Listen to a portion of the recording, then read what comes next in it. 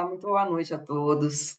Um prazer estar aqui novamente na companhia de todos vocês para mais um estudo sistematizado do Evangelho segundo o Espiritismo. É uma satisfação mesmo participar desse estudo. Eu tenho aprendido muito preparando essas lições. Tem sido muito gratificante acompanhar todas essas semanas e aprendendo, né, cada dia mais. É muito bom, a gente tem que estar sempre estudando Kardec. E ter um estímulo para fazer isso é bem importante, é muito legal. E esse estudo tem sido isso para mim, um estímulo, espero que seja para todos vocês também, que todos estudem Kardec, que procurem, né, quando é citado alguma obra, né, nesses domingos, que procurem ler essas obras que são citadas, que procurem aprofundar o conhecimento, estudando as demais obras da codificação, indo até o Livro dos Espíritos, o livro Céu e Inferno, que é maravilhoso também. E sempre existe relação entre um assunto abordado aqui e a gente consegue aprofundar, estudando um pouquinho mais nas demais obras. Então, que todos possamos fazer isso, é o que eu tenho feito quando preparo as lições, a gente procura em outros livros de Chico Xavier, na obra da codificação, e isso é, nos preenche mais, amplia demais os nossos conhecimentos, e isso é sempre material para o nosso aprendizado, para o nosso aperfeiçoamento, para que a gente abra os nossos horizontes, para que a gente cada vez mais amplie nossa consciência, e isso nos auxilie, de certa forma, a fazer as reformas que nós precisamos em nós mesmos, que a gente tenha cada dia mais material para a gente entender, né, onde nós estamos errando e consiga corrigir rotas, consiga corrigir caminhos. E isso é o que nós viemos fazer na Terra final, né? Nos melhorar cada vez mais, para isso que nós encarnamos. Então, esse estudo é extremamente importante para isso, e está nas nossas mãos fazer desse estudo uma ferramenta realmente é, útil, né? Útil, porque a gente precisa usar a ferramenta que está aqui à nossa disposição. Bom, sem mais delongas, né? Vamos passar o material de hoje. Vamos trabalhar hoje, nós vamos dar início a um capítulo novo, o capítulo 23, cujo título é Estranha Moral. O título já é intrigante, Estranha Moral. É um capítulo até que curto do Evangelho segundo o Espiritismo, que vem trazer algumas falas do Cristo que podem ser, às vezes, mal interpretadas, podem ser objeto de uma interpretação errada mesmo, né? Que possam levar para um caminho diverso daquele que realmente era o objetivo de Jesus na ocasião em que a sentença foi dita, em que a sentença foi falada. E esses trechos do Evangelho que causam talvez uma dubiedade de interpretativa, Kardec entendeu que seria importante da gente realmente atingir ali qual era a finalidade do Cristo, qual era o objetivo dele ao dizer aquilo, até para que não exista, ninguém possa utilizar essas frases num contexto, colocadas num contexto equivocado, para quem sabe até enfraquecer uma doutrina, a doutrina cristã, né, para enfraquecer talvez o alcance do trabalho que Cristo veio fazer aqui na Terra. Então, é importante, sim, muito importante que a gente não deixe, né, que façam más interpretações daquilo que Jesus falou, ou que tentem, de alguma forma, é, reduzir o alcance do Evangelho, a beleza, o valor, né, a luz que o Evangelho tem, que a Boa Nova veio trazer para nós. E a gente pode, aprendendo, a gente pode até utilizar isso para esclarecer e aqueles que venham, de certa forma, usar de maneira equivocada os ensinamentos ou deturpar os ensinamentos do Cristo. Então, vamos lá, vamos começar esse capítulo. Nós vamos trabalhar os itens de 1 a 3. Então, é pouquinho. Eu vou, como eu sempre faço, ler, até porque é realmente um texto que não é tão longo, dá para a gente ler, e é importante a gente ler Kardec, né? Eu gosto de frisar isso. Então, eu vou compartilhar aqui a tela, para que vocês acompanhem a leitura comigo. Vamos ver. Acho que está sendo já. Isso, compartilhar. Então, vamos lá. Ó, odiar os pais. Tá? Essa parte que nós vamos estudar, odiar os pais. Como nas suas pegadas caminhasse grande massa de povo, Jesus, voltando-se, disse-lhes: Se alguém vem a mim e não odeia a seu pai e sua mãe, a sua mulher, a seus filhos, a seus irmãos e irmãs, mesmo a sua própria vida, não pode ser meu discípulo. E quem quer que não carregue a sua cruz e me siga, não pode ser meu discípulo. Assim, aquele dentre vós que não renunciar a tudo o que tem, não pode ser meu discípulo. Aquele que ama, está em Lucas, capítulo 14, versículos 25 a 27 e 33. Aí o próximo versículo. Aquele que ama a seu pai ou a sua mãe mais do que a mim, de mim não é digno. Aquele que ama a seu filho ou a sua filha mais do que a mim, de mim não é digno. Isso está em Mateus, capítulo 10, versículo 37. Vamos ver o que Kardec falou a respeito disso. Certas palavras, aliás, muito raras, atribuídas ao Cristo, fazem tão singular contraste com seu modo habitual de falar, que instintivamente se lhes repele o sentido literal, sem que a sublimidade da sua doutrina sofra qualquer dano. Escritas depois de sua morte, pois que nenhum dos evangelhos foi redigido enquanto ele viveu, lícito é acreditar-se que, em casos como este, o fundo do seu pensamento não foi bem expresso, ou, o que não é menos provável, o sentido primitivo, passando de uma língua para outra, há de ter experimentado alguma alteração. Basta que um erro se haja cometido uma vez para que os copiadores o tenham repetido, como se dá frequentemente com relação aos fatos históricos. O termo odiar, nesta frase de Lucas, se alguém vem a mim e não odeia seu pai e sua mãe, está compreendido nessa hipótese. A ninguém acudirá a atribuí-la a Jesus. Será então supérfluo discuti-la e ainda mesmo tentar justificá-la. Importaria primeiro saber se ele a pronunciou e, em caso afirmativo, se na língua em que se exprimia a palavra em questão tinha o mesmo valor que na nossa. Nessa passagem de João, aquele que odeia sua vida neste mundo a conserva para a vida eterna, é indubitável que ela não exprime a ideia que lhe atribuímos. A língua hebraica não era rica e continha muitas palavras com várias significações. Tal, por exemplo, aqui no Gênesis designa as funções da criação. Servia simultaneamente para exprimir um período qualquer de tempo e a revolução diurna. Daí, mais tarde, a sua tradução pelo termo dia e a crença de que o mundo foi obra de 6, 24 horas.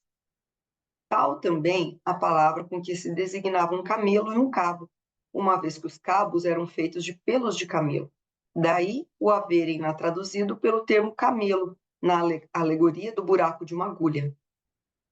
Aí nós temos aqui uma nota, né? Nota do Sr. Pesani. Non odit, em latim, kai omissei, em grego, não quer dizer odiar, porém amar menos. O que o verbo grego missem exprime, ainda melhor o expressa o verbo hebreu de que Jesus se há de ter servido.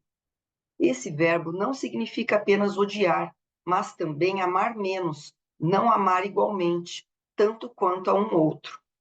No dialeto siríaco, do qual dizem Jesus usava com mais frequência, ainda melhor acentuada é essa significação. Nesse sentido é que o Gênesis diz: e Jacó amou também mais a Raquel do que a Lia, e Jeová, vendo que Lia era odiada, é evidente que o verdadeiro sentido aqui é menos amada. Assim se deve traduzir. Em muitas outras passagens hebraicas e, sobretudo, siríacas, o mesmo verbo é empregado no sentido de não amar tanto quanto a outro, de sorte que fora contrassenso Será que ficou faltando um pedacinho aqui? Peraí, que eu já vou verificar isso aqui, que pode ser que na hora que eu tenha, parece que está faltando um pedacinho. Vamos lá, que eu vou ao vivo, é assim mesmo, gente. Ó, né? Vamos lá, que eu vou achar o texto original. A gente vê o finalzinho da nota. Esperem e confiem, tá? Onde que eu parei aqui? Vamos ver. Por a contrassenso,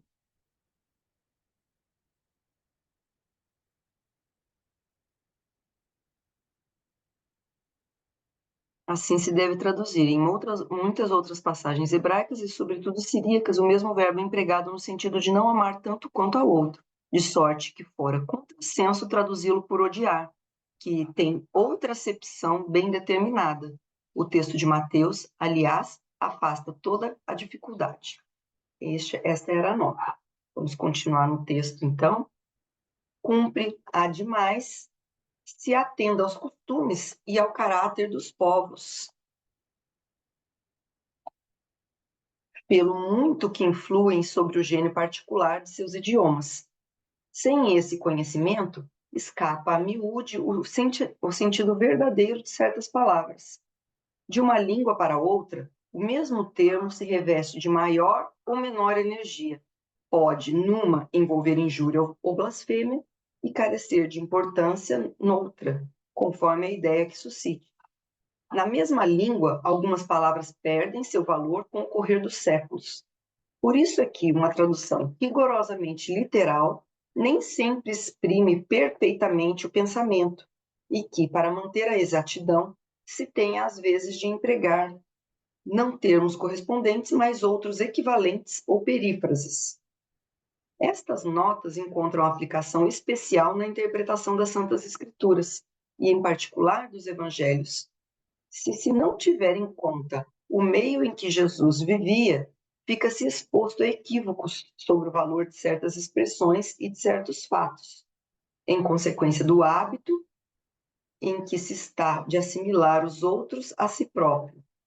Em todo caso, cumpre despojar o termo odiar da sua acepção moderna como contrária ao espírito do ensino de Jesus. Veja-se também o capítulo 14, itens 5 e seguintes. Para agora aqui de compartilhar, vamos voltar à nossa conversação, certo? Vamos lá, desculpem ali o probleminha com a nota, mas acho que deu para eu rapidamente encontrar, trazer para vocês. E até, aliás, faltou bem pouquinho, né? E então nós vamos falar sobre essa passagem. Vejam, né? Qual era, como que Kardec disse aqui, qual era a preocupação dele em trazer o conteúdo, né, dessas passagens? Ele deixou aqui bem claro aqui, ó,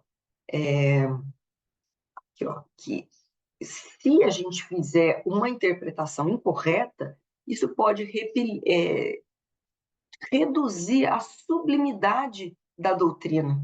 E ele quer, né, em fazer com que a gente entenda o sentido verdadeiro das passagens de Jesus, que a doutrina não sofra qualquer dano.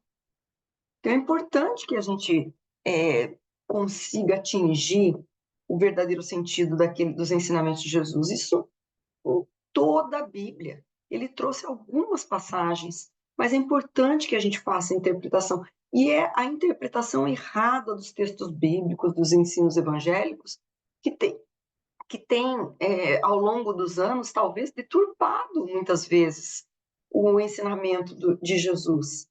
Tem sido utilizado por uma religião ou outra, por uma, enfim, né, uma casta ou outra, alguns seguidores ou outros, para deturpar a mensagem evangélica. E é isso que a gente não quer. A gente quer chegar na origem, lá do que Jesus realmente quis dizer em todas as passagens bíblicas, né? Por isso que a gente, nós os espíritas, por exemplo, acreditamos na reencarnação e entendemos que isso foi sim trazido por Jesus, né? Lá na passagem a Nicodemos, ou quando perguntaram, né, a ele se ele era ele mesmo perguntou, quem vocês acreditam que eu seja? E responderam um dos profetas, isso, aquilo. Ou seja, está contido ali.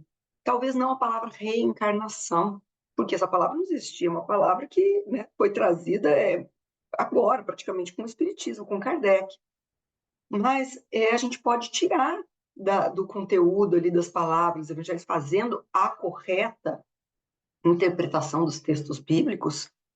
Nossa, olha quanto que a gente pode melhorar o conteúdo do que Jesus nos deixou, nos legou. Né? Pode ampliar consciências quando a gente conseguir chegar numa interpretação melhor do ensino que Cristo trouxe. Talvez não tenha tanta celeuma entre as religiões, talvez a gente não tenha tantos pontos assim de desencontro, a gente vai ter mais pontos de encontro para chegar numa religião universal, né? Que é uma religião do amor, que a gente, os ensinamentos realmente naturais, os ensinamentos da natureza, que são aqueles que um dia serão conhecidos por todos e que isso vai fazer com que a gente se una cada vez mais, a humanidade, em torno de uma ideia comum, uma crença comum, talvez reduza guerras. A gente tem até hoje guerras religiosas, né, fomentadas por uma leitura equivocada de textos não só bíblicos, né, porque existem religiões outras, mas uma interpretação equivocada dos textos sagrados de cada povo. Então é importante, sim, que a gente chegue, né, no sentido verdadeiro de que esses profetas ou o nosso mestre nos legou. E aqui, vamos então começar a tratar este textozinho, que é o que nós vamos conversar hoje, né? Que é sobre odiar os pais. Não só odiar os pais, porque o texto fala odiar seu pai, sua mãe, sua mulher, seus filhos, seus irmãos e irmãs, mesmo a própria vida, não é? E renunciar a tudo que tem. Quem não renunciar a tudo que tem, não carregar a sua cruz e seguir, não poderia ser discípulo de Jesus. É isso que contém aqui nesse texto, e nós vamos conversar hoje. Né? Vamos então começar com essa parte de odiar pai e mãe. Alguém realmente acredita que Jesus disse isso, que era esse o sentido daquilo que Jesus quis trazer? Isso é completamente contrário a todos os outros ensinos de Jesus. É só fazer uma interpretação, né, que é teleológica. Se a gente comparar tudo o que foi dito com ele, a gente já vê que isso é um absurdo, soa totalmente incongruente com o restante do ensino que ele trouxe. E aí a gente já vê que isso não casa muito bem, tem alguma coisa errada. Né? E por que será? Então, como é que a gente pode explicar esse erro, né? No conteúdo bíblico? Bom, em primeiro lugar, a gente sabe que Jesus não deixou nada escrito. Não foi ele aquele que escreveu os seus ensinamentos para nos legar. Né? Foi depois do seu desencarne que as pessoas passaram a escrever, né? Anotar tudo que ele tinha tentado, anotar tudo que ele tinha trazido, em tudo que ele que tinham vivido com ele, pelo menos o que foi de mais importante, porque afinal de contas João, o evangelista, deixou isso bem claro, que é muito pouco que conseguiram retratar, que se fosse para escrever tudo o que Jesus fez e falou durante a sua passagem aqui na Terra, não caberia em nenhum livro, nenhuma escrita dentro desse mundo, que é muito, muito conteúdo de ensinamento. Mas o que eles puderam ali trazer foram escritos, né, pelos evangelistas, aqueles que nós chamamos de evangelistas, e depois do desencarne dele, não foi escrito por homens. Os homens, a gente já sabe que homens são falhos. É bom que não foi só um, então tem comparação, a gente consegue comparar até o próprio texto dos evangelistas. Né? A gente tem Lucas, tem João, temos Mateus, e a gente consegue comparando, e às vezes a mesma lição, a mesma passagem é retratada em mais de um evangelho. Então a gente vê com uma diferencinha ou outra, a palavra aqui falou um pouquinho mais, ali trouxe uma frase a mais, e a gente vai. É como se tivéssemos três, quatro testemunhas do mesmo fato. E aí a gente compara o que essa testemunha disse. Essa testemunha estava do lado direito, viu as coisas desse ângulo. Essa testemunha aqui viu de cima, estava em cima do prédio, viu o que aconteceu ali por cima. Talvez ela não ouvisse tão bem porque ela estava longe, mas viu talvez de uma posição privilegiada dos fatos, então ela conta de um outro ângulo. E a gente precisa fazer que nem uma colcha de retalhos, né? Juntar todas esses pontos de vista para se chegar a uma cena mais completa. É isso que a gente tem que fazer com os evangelhos. E tendo isso em conta que aqui outra pessoa conta o que viu.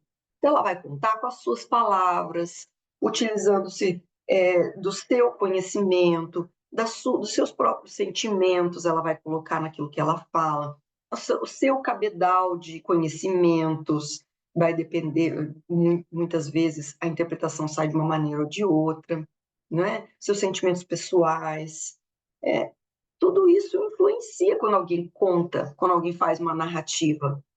E com os evangelhos acontece o mesmo, né? Pode sofrer influência daquele que está contando o fato. O que mais que é importante saber? Que alguém, o Jesus usou um, uma linguagem, né? Uma língua para falar, para se expressar, um idioma, né, num lugar em que já haviam diversos idiomas sendo falados né, pelos locais por onde ele passou, ainda uma língua oficial, que era outra, uma língua que era considerada como o inglês, que era outra, que era o grego, né? Os romanos falavam uma língua, o judeu ali em determinado lugar tinha uma, é, um idioma, como hoje, até o português, não é? Se a gente for para Portugal, às vezes a gente não entende o que eles estão falando, está falando português também, mas tem ali uma outra entonação, algumas palavras que são utilizadas mais. O espanhol acontece muito isso. O espanhol da Argentina é diferente do espanhol que é falado em Madrid, que é diferente do espanhol que é falado no Chile, no Peru, né? E acontecia o mesmo ali. Então, Jesus falou num idioma. Quando foram escrever, usaram talvez ou o mesmo idioma ou outro, mas os evangelhos eles foram traduzidos. A gente não tem Bíblia em todo lugar a gente tem a Bíblia em português, vai ter a Bíblia em espanhol, a Bíblia em inglês, a Bíblia. E lá já começou, né?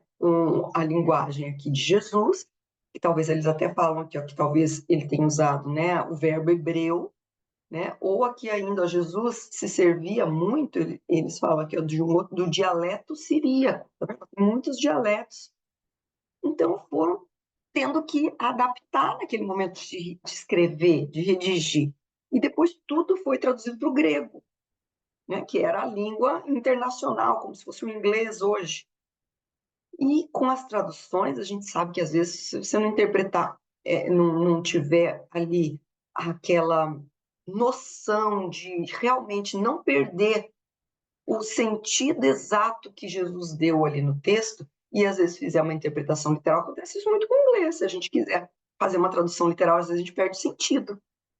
Perde o sentido. Então não dá para se fazer uma tradução literal. E pode ser que alguém tenha feito uma tradução literal. E as palavras, Haroldo Dutra Dias até fala bastante sobre isso, porque tanto é importante a gente conhecer o sentido exato do texto evangélico, daquilo que Jesus quis dizer lá do primitivo, que Haroldo Dutra Dias teve esse cuidado de fazer ele próprio, buscar os textos originais e fazer ele próprio a tradução. Existe lá, se vocês quiserem comprar, quem quiser comprar, tem um Novo Testamento traduzido por Haroldo Dutra Dias. Então, ele quis, eu vou pegar o texto original que eu quero conhecer, o que Jesus realmente quis dizer, não que um ou outro traduziu, e eu vou fazer a tradução, não é? Então, vejam a importância. E Haroldo conta, né, quando ele trata disso, né, ele explica que a língua ali falada na época era muito pobre, era muito pobre, às vezes uma língua muito concreta, né? Ele explica, por exemplo, que assim, se quisesse falar iluminado, não tinha adjetivos. Então, se você quisesse falar, fulano é iluminado, não existia a palavra iluminado. Então, eles tinham que falar filho da luz. Por isso que às vezes a gente tem algumas traduções que a gente não compreende, né? E nas bem-aventuranças mesmo, Jesus fala em determinado momento, será considerado filho de Deus. E aí, Haroldo quer dizer filho de Deus, era para dizer divino, como filho da luz era iluminado, mas não tinha o adjetivo. Então a língua era pobre. Por vezes, como até a nossa língua, que é um pouco mais rica, nós não temos palavras, por exemplo, meia. Meia pode significar meia de metade, pode significar uma peça de roupa, aquela que a gente calça no pé, pode ser meia dúzia, pode ser o número 6. Enfim, a gente usa meia em diversos conteúdos. Manga, tem a manga fruta, tem a manga da blusa. O mesmo acontece com essas línguas. Então, pegaram uma palavra e muito provavelmente traduziram ela da maneira incorreta. Traduziram para odiar, quando na verdade o sentido que Jesus utilizava naquela ocasião não era esse. Não era esse. Ah, Daniela, como é que você sabe que não era esse? A gente sabe que não era esse porque contraria todos os outros ensinamentos de Jesus. Ele não pode ser contraditório. Se ele nos falou que era para a gente amar até o próprio inimigo, ele não disse? Eu não digo mais. Ele disse assim, que não é para a gente revidar o mal com o mal, não é procurar vingança, olho com olho, dente por dente. Ele disse, não, não é olho, dente por dente. É para perdoar os seus inimigos. É para amar o seu inimigo. Imaginem se alguém que nos manda amar o inimigo nos mandaria odiar pai e mãe, irmão, irmã, filho, filha. Isso é totalmente contrário. É assim. Então, eu tenho completa certeza, convicção e com propriedade eu digo que não foi isso que Jesus disse. Esse verbo foi utilizado numa tradução de forma equivocada. E aí, aqui, essa nota do Sr. Pesani foi bastante elucidativa, porque ele diz que os verbos que foram realmente utilizados, né, que de onde vem do latim, ó, em latim, o non odit em latim, caio misei em grego, ou missem, né, diz, que ainda melhor o expressa o verbo hebreu que Jesus utilizava, não queria dizer odiar. O significado era amar menos. Era uma comparação, para se fazer uma comparação de amar menos o pai e a mãe do que a ele. Né? Então se alguém vinha a mim e não ama menos o seu pai, sua mãe, sua mulher, seus filhos, ou até a sua própria vida, não pode ser meu discípulo. E quem quer que não carregue a sua cruz e me siga não pode ser meu discípulo. Até porque o próprio Kardec trouxe uma outra passagem. Lembra que eu falei que era importante a gente pegar mais de um evangelista? Que esse primeiro conteúdo está em Lucas. O segundo de Mateus já está de uma maneira mais correta, tá? Aquele que ama seu pai ou sua mãe mais do que a mim não é digno. Era isso que Jesus queria dizer, né? Está em Mateus. Então, Mateus esclareceu, se a gente tinha alguma dúvida do que estava lá em Lucas, Mateus esclareceu, trazendo ele própria impressão dele. Vejam, viram como é importante? Tudo se casa. Quando a gente faz uma interpretação teleológica, uma interpretação sistemática, a gente vem de um sistema, tem que olhar tudo, para daí sim a gente chegar a uma conclusão. Tem que ver todo o sistema, de onde veio, em que capítulo isso estava inserido, esse versículo, em que contexto isso foi dito, para quem isso foi dito, né? O que Jesus costumava falar sobre o mesmo assunto? Vamos pegar outras passagens. Aí sim a gente consegue chegar ao verdadeiro significado daquilo, né? Bom, vamos lá. Jesus jamais mandaria odiar pai e mãe. Jamais. Até porque um dos 10 mandamentos é honrar pai e mãe. Um dos 10 mandamentos. E é o único mandamento que vem com promessa. Honrar pai e mãe para que os seus dias sejam acrescentados na terra, não é? Deixa eu ver como é que está certinho. Existe, isso está em duas passagens, né? Em Êxodo e Efésios, eu creio. E está diferente, tá? Em um e no outro, mas mais ou menos isso, ó. Para que tudo te corra bem e tenhas longa vida sobre a terra. E Jesus mesmo disse que ele não veio destruir a lei, ele veio para cumpri-la. Então, a lei que está nos 10 mandamentos, e ele sempre atribuiu natureza divina para os 10 mandamentos. Não é toda a lei mosaica que Jesus atribuía à lei divina, que aliás não era, porque a lei mosaica, ela tinha, como hoje o Código Civil, tinha diversas disposições ali que eram para regular a vida em sociedade, que eram leis humanas, como a nossa, Código Civil, Código Penal, né? Mas os 10 mandamentos, sim, tinham origem divina, e os 10 mandamentos, Jesus ele sempre deixou bem claro que ele tinha ascendência divina, os 10 mandamentos. E é essa lei que ele não veio para destruir, e sim para fazer cumpri-la. E honrar pai e mãe está ali nos 10 mandamentos. Então, Jesus jamais teria dito para odiar pai e mãe, certo? Jesus prezava o instituto da família. Se a gente vê diversas outras passagens no Evangelho, nós vamos chegar a essa conclusão. Muitas são as passagens em que ele conversa com um ou conversa com outro e explica sobre o valor da família, que dá orientações, advertências, conselhos que nos levam a crer que ele queria que se prezasse a família, que cuidassem da família, né? Que a família era, sim, um instituto importante. Então, jamais ele diria para a gente odiar pai, mãe, filhos, filhas, irmãs, certo? Nós temos aqui uma passagem maravilhosa, dentre todas, como eu disse, são inúmeras as passagens que nós poderíamos estar tratando aqui para mostrar que Jesus prezava o instituto da família, que ele queria, né, a família ali como base da sociedade, que era algo de importante, que a gente tinha que preservar, cuidar. Mas eu vou trazer uma passagem que é maravilhosa para mim, é uma passagem muito emocionante, que sempre me ajudou muito. Foi uma passagem que, quando eu li, e como eu disse, usem o material que a gente traz aqui, leiam Boa Nova. Esse livro é um livro maravilhoso, maravilhoso. Chico Xavier, quando perguntado qual era o livro preferido dele, dos livros que foram por ele psicografados, ele disse, ó, tirando Paulo Estevão, ou seja, Paulo Estevão nem entra na conta. Maravilhoso. Tirando Paulo Estevão, era Boa Nova. Então, leiam Boa Nova, Humberto de Campos. Esse livro é fantástico, é maravilhoso. Nós temos uma passagem aqui que deixa muito claro quanto que Jesus prezava a família.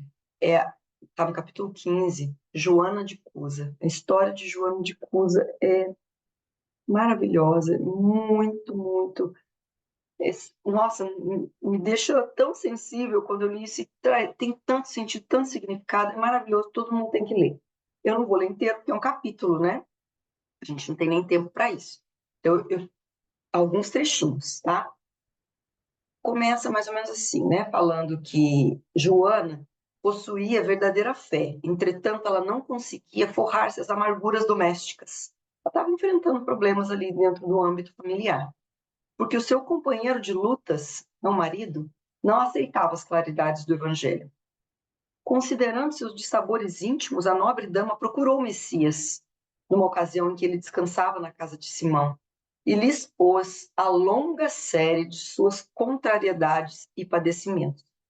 Vou pular aquilo que ela falou aqui, que eram as reclamações dela a respeito do marido. Após ouvir-lhe a longa exposição, Jesus lhe ponderou: Joana, só há um Deus, que é o nosso Pai, só existe uma fé para as nossas relações com seu amor. Certas manifestações religiosas no mundo muitas vezes não passam de vícios populares nos hábitos exteriores. Todos os templos da terra são de pedra. Eu venho, em nome de Deus, abrir o templo da fé viva no coração dos homens. Né? Porque ela tinha esse problema da religião, que ele não aceitava a doutrina cristã. Ele está falando, nós só temos uma religião. Não nos apegar. E essas religiões, muitas vezes, são puro hábitos exteriores. E ele não está interessado com isso, ele quer ter a fé viva dentro do coração, templo dentro do coração dos homens. Não importa que fé você diga que processe, se você conseguir aceitar as leis de Deus dentro de si, né, aquilo que é importante, que está em todas as religiões, é isso que ele queria. Aí ele diz assim: entre o sincero discípulo do Evangelho e os erros milenares do mundo, começa a travar-se o combate sem sangue da redenção espiritual. Agradece ao Pai o haver te julgado digna do bom trabalho desde agora. Teu esposo não te compreende, alma sensível? Compreender-te-á um dia. é leviano e indiferente, ama-o mesmo assim. Não te acharias ligada a ele se não houvesse para isso uma razão justa. Servindo com amorosa dedicação, estarás cumprindo a vontade de Deus.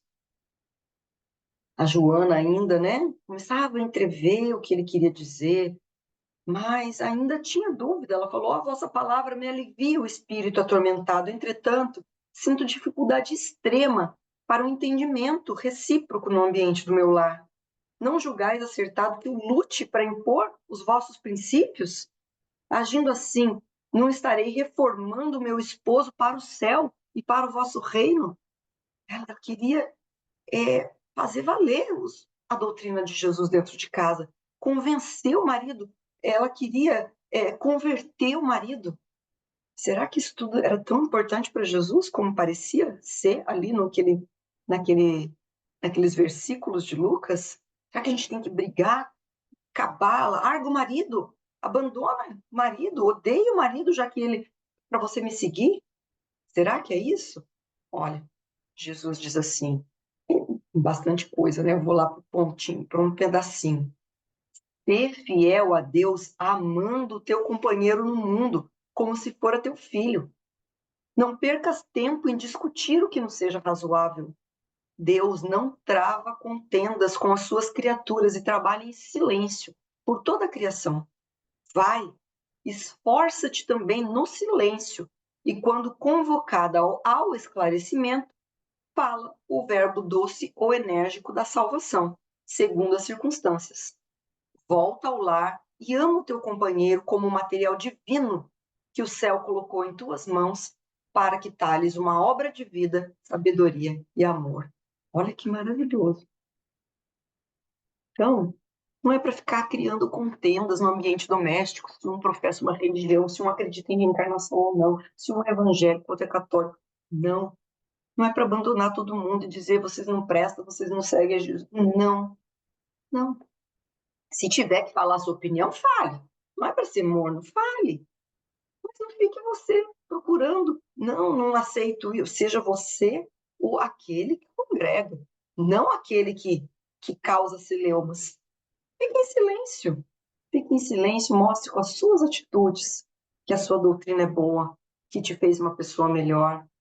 O Sandro fala isso, ele traz um caso, que eu não vou saber citar nomes, mas eram amigos dele, e diz que uma das, a família todinha era evangélica, mas evangélicos aqueles bem fervorosos mesmo, né, de rígidos, bastante rígidos, e uma das filhas se tornou espírita.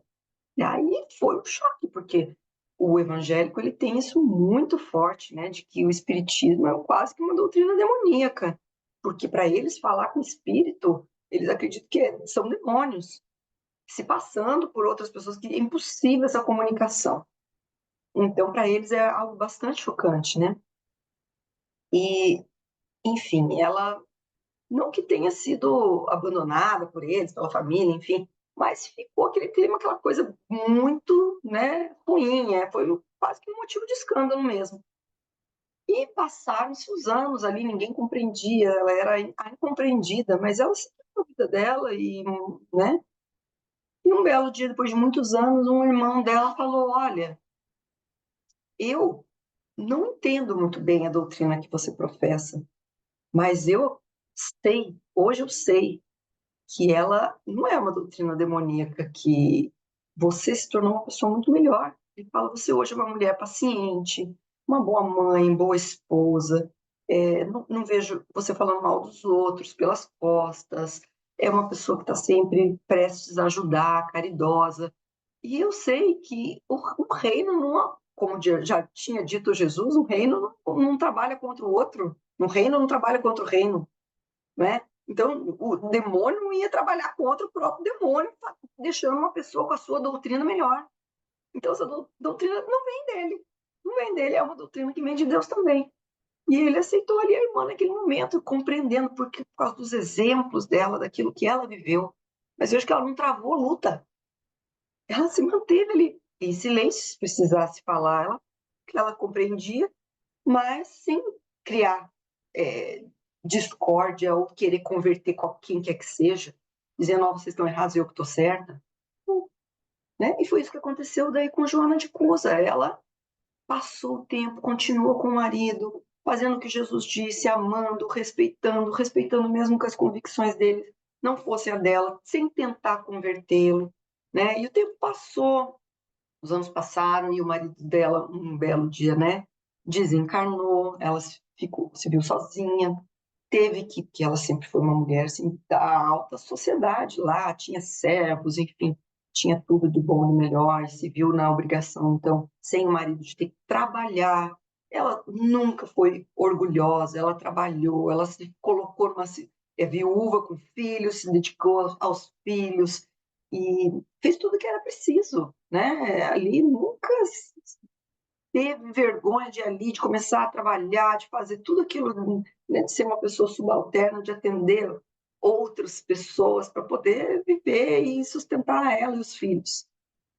E aí, olha, conta que então agora o texto que no ano 68, quando as perseguições ao cristianismo eram intensas, eles vão já foi lá para longe, né? Vai narrar uma cena que foi vista. Ante o vozerio do povo foram ordenadas as primeiras flagelações. E aí se segue essa cena. Abjura, exclama um executor das ordens imperiais de olhar cruel e sombrio. A antiga discípula do Senhor contempla o céu sem uma palavra de negação ou de queixa. Então o açoite vibra sobre o rapaz seminu, que exclama entre lágrimas: Repudia Jesus, minha mãe. Não vês que nos perdemos? Abjura, abjura por mim, que sou teu filho. Pela primeira vez dos olhos da Marte, corre a fonte abundante das lágrimas.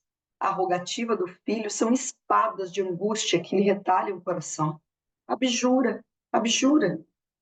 Joana ouve aqueles gritos, recordando a existência inteira. O lar risonho e festivo, as horas de ventura, os desgostos domésticos, as emoções maternais, os fracassos do esposo, sua desesperação e sua morte, a viuvez, a desolação e as necessidades mais duras. Em seguida, ante os apelos desesperados do filhinho, recordou que Maria também fora mãe e, vendo seu Jesus crucificado no madeiro da infâmia, soubera conformar-se com os desígnios divinos. Acima de todas as recordações, como a alegria suprema de sua vida, pareceu-lhe ouvir ainda o Mestre, em casa de Pedro, a lhe dizer: Vai, filha, sê fiel. Então, possuída de força sobre-humana, a viúva de Cusa contemplou a primeira vítima ensanguentada e, fixando no jovem um olhar profundo e inexprimível na sua dor e na sua ternura, exclamou firmemente: Cala-te, meu filho. Jesus era puro e não desdenhou o sacrifício. Saibamos sofrer na hora dolorosa, porque acima de todas as felicidades transitórias do mundo é preciso ser fiel a Deus. A esse tempo, com os aplausos delirantes do povo, os verdugos lhe incendiavam em derredor achas de lenha embebidas em resina inflamável. Em poucos instantes, as labaredas lamberam-lhe o corpo envelhecido. Joana de Cusa contemplou com serenidade a massa de povo que lhe não entendia o sacrifício. Os gemidos de dor lhe morriam abafados no peito opresso. Os algozes da mártir cercaram-lhe de impropérios a fogueira. O teu Cristo soube apenas ensinar-te a morrer? Perguntou um dos verdugos. A velha discípula, concentrando a sua capacidade de resistência, teve ainda forças para murmurar: Não apenas a morrer, mas também a vos amar. Nesse instante, sentiu que a mão consoladora do mestre lhe tocava suavemente os ombros e lhe escutou a voz carinhosa e inesquecível: Joana, tem bom ânimo, eu aqui estou. Maravilhosa essa lição, gente. Maravilhosa. Olha, é isso que Jesus quis dizer. É o que o exemplo de Joana de Cusa. Não era para odiar a família, não era para odiar, não largou o marido, não largou o filho, foi fiel até o fim. Mas no momento em que era para escolher o amar mais a Jesus do que ao próprio filho, ela amou. Ela não abjurou Jesus e disse: meu filho, é a hora do nosso sacrifício. É a hora do nosso sacrifício. E mesmo o filho ali sofrendo em labaredas, né, na flagelação, na tortura, ela não negou a Cristo. Então, essa é a lição que Jesus veio trazer aqui. Porque aí a gente fica, então, se não foi isso que ele quis dizer, eu dei a pai, o que que ele quis dizer? Né? O que que ele quis dizer nessa passagem? E aí a gente tem, então, o contexto, porque já que o texto que a gente está aqui discutindo mais é o de Lucas, né? Que é de Lucas que está contendo as palavras ali que não estão se encaixando. E, e esse capítulo, né, 14 de Lucas, ele traz, né, as parábolas do reino. Uma das parábolas do reino nesse capítulo, enfim, mas vem tratando das parábolas do reino quando chega neste capítulo, nesses versículos. E as parábolas do reino são aquelas que Jesus utilizou para falar de um reino de Deus, que o reino de Deus não é aqui desse mundo, né? Para nos explicar que nós somos seres espirituais, que nós estamos apenas passando aqui pela matéria de forma transitória, que não é aqui que a gente precisa se fixar, que a gente não tem que se fixar nessa vida material, né? Não nos sofrimentos que a gente passa aqui, nos bens materiais, não é para a gente perder tempo com isso, né? Nem nas pessoas, a gente não deve ter apego excessivo às pessoas, até as nossas relações familiares mesmo, as relações familiares, elas vão se mudando, porque mesmo na própria vida, porque primeiro a gente tem uma família, aquela família nuclear, que é pai, mãe, filhos, né, que nós somos os filhos, depois a gente, na vida adulta, a gente se casa e tem os próprios filhos, a gente cria uma outra família, a gente não abandona a primeira, mas a gente passa a ter mais atenção por essa segunda, né? A ter uma responsabilidade maior com essa segunda família, por vezes, né? Não abandona, não é esse sentido. Mas as relações familiares são assim, nessa existência, quem é meu pai e minha mãe, numa outra pode ter sido até minha inimiga, né? Numa outra a gente volta numa relação de conjugalidade, na outra como pai e filho, na outra como amigos, na outra como companheiros de trabalho. Então essas relações a gente vai se alterando numa experiência e outra. Então a gente tem que ver que nós estamos aqui sim nessa relação, sem com motivos, justo a gente tem arestas a parar, coisas a aprender, coisas a consertar, coisas a, enfim, uma responsabilidade de auxílio mútuo, por isso que nós estamos nessa família. Mas essas nós temos que amar, aprender a amar a humanidade inteira. Nós vamos ter relações, por vezes, de parentesco com pessoas que hoje se chegam a nós como um desconhecido. Nós somos filhos do mesmo pai. Então, Jesus está trazendo essa visão, né? Quando ele falou, quando perguntaram para ele, ó, sua mãe e seus irmãos estão aí. Ele disse, mas quem são? Quem é minha mãe? Quem são meus irmãos? E ele mesmo responde, minha mãe e meus irmãos são todos aqueles que fazem a vontade do meu pai. Né? Mostrando essa relação com toda a humanidade. Então, nós precisamos ver que o que ele estava querendo falar ali era disso, para a gente não se ligar tanto à matéria, às relações atuais aqui que existem nesta existência corporal, aos bens materiais, que nós somos seres espirituais, que nós precisamos prezar mais os bens do espírito, né? E se num confronto entre seguir as leis de Deus e sermos compassivos, compreensivos, caridosos com outros, e se com isso a gente tiver que ferir alguma tradição familiar, por exemplo, como era na época, porque a gente tem que lembrar que isso foi dito lá, quando aceitar a doutrina de Cristo era motivo de escândalo para os judeus. Então, imagine se você tivesse que aceitar a doutrina de Cristo, você teria talvez ser motivo de escândalo na sua família, como foi com Saulo. Saulo, que se transformou em Paulo de Tarso. Né? O pai, quando ele procurou o pai falou, achou que ele estava louco, ele foi abandonado pela família. A partir do momento que ele se tornou cristão. Então, isso poderia acontecer. Foi Paulo que quis abandonar o pai? Foi Paulo que passou a odiar o pai? Não. Ele amava o pai, ele sofreu muito com aquela quebra da relação. Mas era o preço entre ser cristão, cumprir com a missão dele, e ele precisou se comprometer mais com Cristo do que com a família existente ali, né? Família atual, nossa família transitória, para se comprometer com uma missão espiritual, com a família universal, com a humanidade toda, deixando tudo que ele nos deixou, né? Nos legou, levando o evangelho para toda parte, para os gentios. É isso que acho que essa lição quer dizer, né? Que a gente tem sim as nossas responsabilidades, não é deixar as responsabilidades de lado, ó, carregue a sua cruz, se quiser seguir e atingir esse reino de Deus que a gente está falando, a gente vai ter que, ó, não abandonar as nossas responsabilidades aqui, né? Não pode abandonar, dizer, então não. Mas fazer toda a nossa parte. Se tiver que, a família não gosta do trabalho lá, que eu faça caridade. Mesmo assim, eu vou fazer, né? Eu não estou abandonando a família, mas tem coisas, não vou deixar de crer, de professar minha crença por conta de convenções sociais, porque para eu perder um círculo de amizades ou a família. Isso não vai poder ser empecilho para eu trabalhar no bem, para eu fazer aquilo que me incumbe, aquilo que é do meu dever, minha responsabilidade. Se precisar, né, se eu tiver que ser o motivo de escândalo na minha família, porque as pessoas não me compreendem, isso muitas vezes acontece quando a gente assume, né, nos assume como cristãos, a gente muda o nosso comportamento, e os amigos não querem mais a nossa companhia, porque a gente não se encaixa mais. Os amigos gostam de ir para balada, gostam de beber, mas você é muito chato, nossa, como você se tornou agora, né? E às vezes a gente, às vezes uma separação natural. Você parou de amar? Não, você não parou de amar, você vai fazer orações por eles. Quando precisarem de você, você está aí à disposição, é só me chamar que eu vou. Eu continuo amando. Né? Com a família, a mesma coisa. Às vezes na família você vai ser diferentão. Mas, né?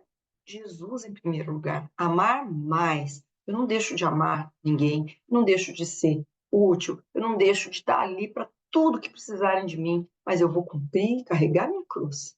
Carregar minha cruz, às vezes, significa manter-se numa família que eu não me encaixo também. Como aconteceu com a Joana de Cusa. Ela falou, mas eu tenho ali, tá difícil de viver nesse ambiente doméstico. Aceita, fica em silêncio. Olha, às vezes é difícil a gente se manter em silêncio, a gente não poder expressar as nossas opiniões. É difícil, mas é isso. Olha como isso tudo é mais difícil. Renunciar a si próprio, seus interesses pessoais, as suas próprias opiniões, talvez. Renunciar à própria vida, como Joana de Cusa fez, renunciou à própria vida, morrendo ali, queimada ali, literalmente, né? Ela deu a própria vida, amando mais a Jesus. Mas significa também a vida, a própria vida aqui, os nossos interesses pessoais, de ter o conforto, de fazer só aquilo que eu gosto, para fazer aquilo que eu devo, para fazer aquilo que são as minhas responsabilidades, para me comprometer e auxiliar ao próximo, ao meu irmão, inclusive aqueles que não me compreendem dentro da minha casa. Isso sim é uma renúncia maior, renunciar a si próprio para seguir Jesus, renunciar à própria vida. Às vezes é o que eu queria fazer uma coisa, mas o que eu devo fazer é outra. Eu queria ficar o dia inteiro dormindo, assistindo televisão, Netflix. Não, estou estudando, eu vou estudar, eu vou sair daqui porque eu tenho uma tarefa lá no centro espírita, ou eu tenho tarefa no meu trabalho e vou fazer bem no trabalho, porque ali eu ajudo muita gente. É isso que tudo que está querendo dizer, se a gente não levar para a literalidade do odiar pai e mãe. Vejam que beleza, né? Deixa eu ver se eu esqueci de falar alguma coisa. Eu tenho aqui minhas anotaçõezinhas, né? Ó, aqui quando ele diz, tinha mais algo que eu queria apontar. Quando ele diz, né, às vezes a gente pensa, ele quer, aquele que ama a seu pai e a sua mãe mais do que a mim não é digno de mim. Dessa a gente pensa, nossa, que pessoa caprichosa, vaidosa, quer que ele seja o centro, que ele ama. Não foi isso também, né? Não era o personalismo, ele, mas ele como a lição que ele trouxe, como os ensinamentos dele, né? Então a gente tem que amar a boa nova, mais do que tudo. Então, se precisar nesse confronto, né, o que acontecia muito naquela época, principalmente, né, no judaísmo, que era um escândalo ser cristão, e a gente preferir, não, então eu não vou seguir, porque eu amo mais a minha família, eu vou continuar aqui com a minha família, porque senão eles não vão mais me amar, não vão me querer. Não, é isso que ele queria dizer. tem que amar mais a doutrina que ele veio trazer,